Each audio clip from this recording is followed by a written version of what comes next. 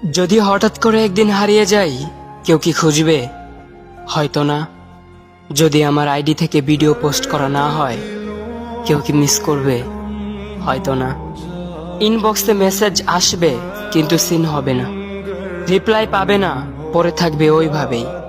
কেউ কেউ হয়তো অপেক্ষায় থাকবে, এই বুঝি আসলো অনলাইনে। আবার কেউ কেউ হয়তো টেরও পাবে না, কেউ একজন নেই, কেউ একজন হারিয়ে গেছে। হঠাৎ একটা সময় কারোর হয়তো মনে পড়বে, কে জানি আর নেই। কষ্ট করে নামটা সার্চ করবে, পুরনো ভিডিওগুলো দেখবে আর ভাববে হুট করে কোথায় চলে গেল। আবার কেউ কেউ হয়তো একদিন দুই দিন না পেয়ে ফ্রেন্ড লিস্ট থেকে আনফ্রেন্ড করে দেবে। যখন আমি থাকবো না, তখন আমার স্মৃতি কারোর মনে পড়বে, হয়তো পড়বে, আবার হয়তো পড়বে না। তবে হারাতে হবে, হারাতে হয়, হারিয়ে যাওয়াই নিয়ম।